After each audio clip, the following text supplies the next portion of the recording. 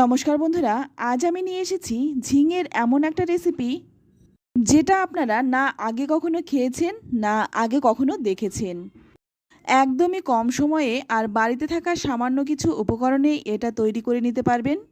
আর এটা খেতে এতটাই টেস্টি হয় যে আপনারা যদি একবার বানিয়ে খান আপনাদের বলতেই হবে আগে কেন জানতাম না। চলুন তাহলে দেখে নেওয়া যাক।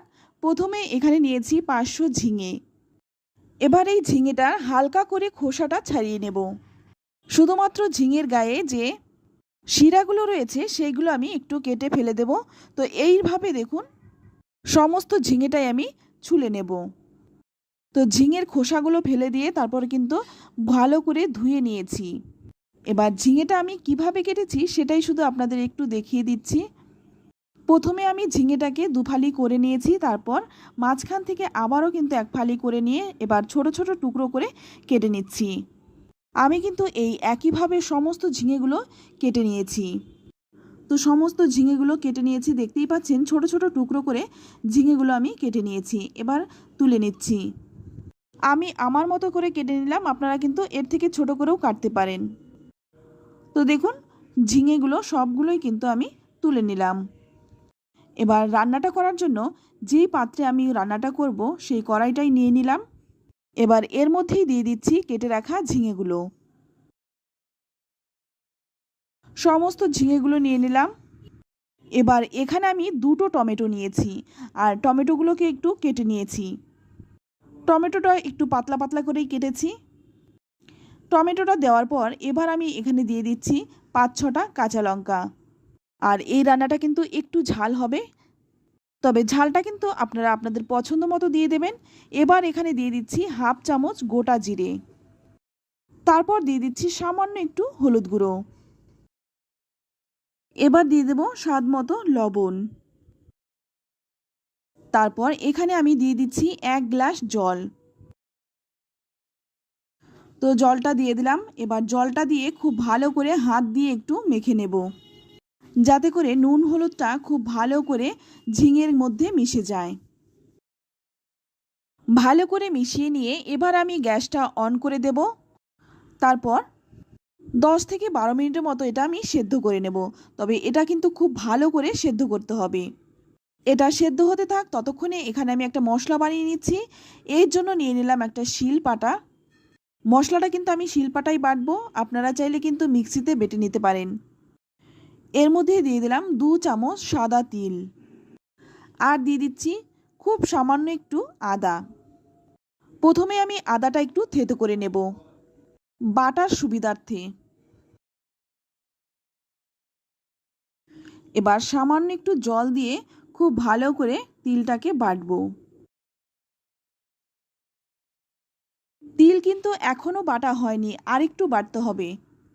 তাই তার আগে এখানে দিয়ে দিচ্ছি 1 চামচ পোস্ত।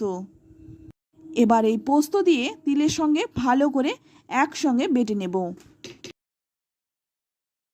তো ভালো করে বেটে নিয়েছি, এবার তুলে নেব। তো আপনারাও কিন্তু জানেন শিলে বাটা মশলার স্বাদ কিন্তু অনেকটাই বেশি হয়। আমি কিন্তু সবসময় শিলে বেটেই রান্নাটা করি, তবে আপনারা কিন্তু অবশ্যই মিক্সিতেও মশলাটা বেটে নিতে পারেন। মশলাটা বেটে তুলে নিলাম। অপরদিকে দেখুন ঝিঙেটাও কিন্তু খুব ভালোভাবে সেদ্ধ হয়ে গেছে। তবে আপনারা চাইলে কিন্তু এই কড়াইয়ের মধ্যেই কাজটা করতে পারেন, তবে আমি কিন্তু কড়াই থেকে নামিয়ে নেব। তো অন্য একটা পাত্রের মধ্যে নামিয়ে নিলাম। আর এটা কিন্তু এখন প্রচণ্ড গরম, তাই একটু ঠান্ডা করে নেব। ঠান্ডা করে নেওয়ার পর এটাকে খুব ভালো করে একটু ঘেঁটে নেব, যাতে ঝিঙে টমেটো খুব ভালো করে মিশে যায়। তো দেখুন খুব ভালো করে কিন্তু মিশিয়ে নিয়েছি। আর টমেটোর খোসাগুলো কিন্তু একটু তুলে ফেলে দিচ্ছি। খোসাগুলো থাকলে কিন্তু খাওয়ার সময় মুখে পড়বে, সেটা কিন্তু ভালো লাগবে না, তাই হাত দিয়ে তুলে ফেলে দিচ্ছি। আর যদি একটু মনে হয় যে চামচ দিয়ে মেশাতে অসুবিধা হচ্ছে, সেক্ষেত্রে কিন্তু আপনারা হাত দিয়েও চটকে নিতে পারেন। তো বন্ধুরা দেখতেই পাচ্ছেন খুব ভালো করে কিন্তু এটাকে মিশিয়ে নিয়েছি। তো এটা পাশে থাক। অপরদিকে কড়াই গরম করে নিয়ে এর মধ্যে দিয়ে দেব 2 চামচ সর্ষের তেল। ফোড়নে দিয়ে দিচ্ছি হাফ চামচ কালো জিরে, আর দিয়ে দিচ্ছি 2টো শুকনো লঙ্কা। ফোড়নটাকে খুব ভালো করে একটু ভেজে নেব। ফোড়নটা ভাজা হয়ে গেলেই এদিকে দেখুন একটা বড় পেঁয়াজ আমি কুচি করে কেটে নিয়েছি।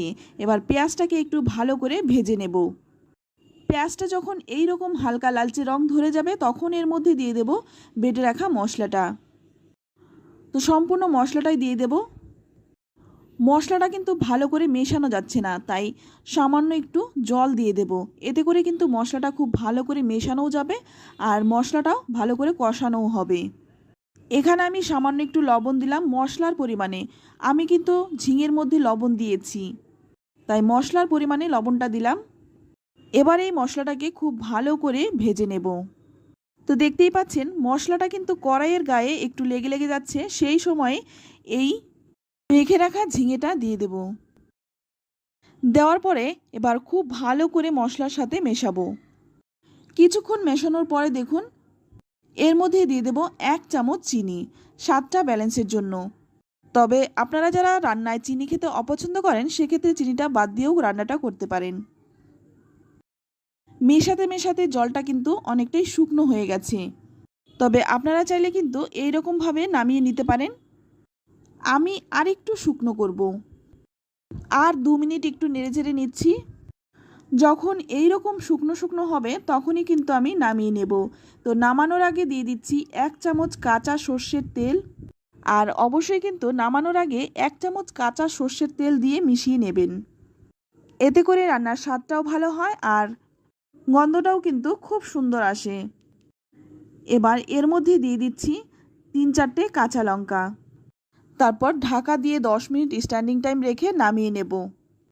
তো দেখুন নামিয়ে নিচ্ছি। এটা দেখতেও যতটা সুন্দর খেতেও কিন্তু ভীষণই টেস্টি হয়। এখন কিন্তু প্রচণ্ড গরম আর এই গরমের সবজি কিন্তু ঝিঙে, তাই ঝিঙে যদি বাড়িতে আনা হয় একবার অন্তত এইভাবে বানিয়ে খেয়ে দেখুন। আশা করছি ছোট থেকে বড় সবাই কিন্তু আঙুল চেটে খাবে। ভীষণই টেস্টি হয় খেতে আর এই দিয়েই কিন্তু পুরো 1 থালা ভাত খেয়ে ফেলতে পারবেন। তো বন্ধুরা রেসিপিটি কেমন লাগলো অবশ্যই কমেন্ট করে জানাবেন। ভালো লাগলে লাইক শেয়ার করতে একদম ভুলবেন না। আর আপনি যদি আমার চ্যানেলে নতুন হয়ে থাকেন চ্যানেলটা সাবস্ক্রাইব করে নেওয়ার অনুরোধ রইল। আজ এই পর্যন্তই, আবারও দেখা হবে অন্য কোনো নতুন রেসিপিতে। ততক্ষণ সকলে ভালো থাকবেন, ধন্যবাদ।